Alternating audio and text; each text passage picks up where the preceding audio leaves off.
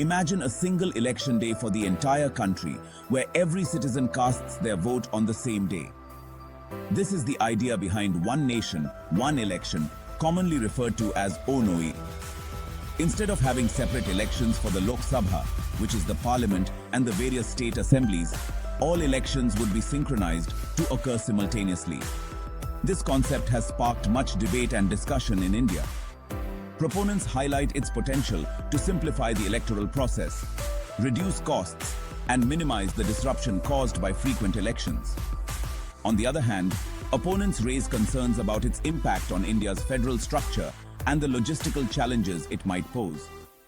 This essay delves into the history, advantages, and challenges of ONOE, providing a balanced perspective on this complex and multifaceted issue. We will explore India's experience with simultaneous elections in the past, examining how they were conducted and what lessons were learned.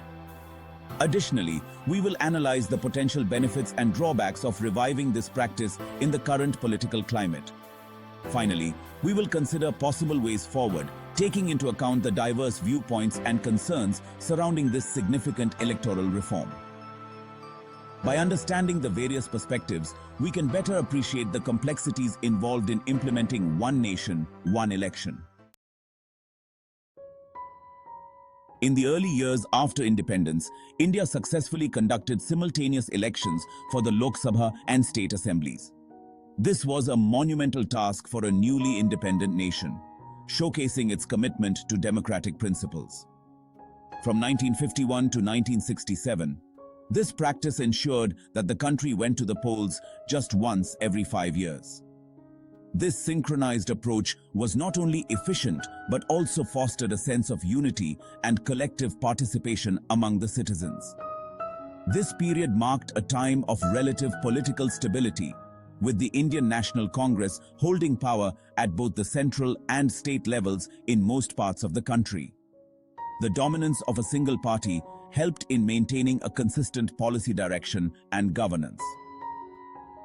The synchronized electoral cycle had several practical advantages. It streamlined the electoral process, making it more manageable and less chaotic.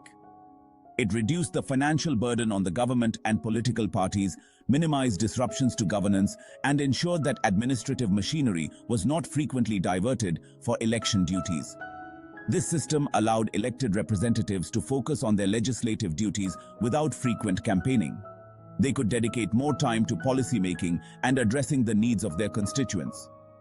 However, this system began to unravel in the late 1960s due to a confluence of factors, including the emergence of regional parties and growing political instability. The rise of regional parties fragmented the political landscape, leading to more frequent elections and a shift away from the earlier synchronized model.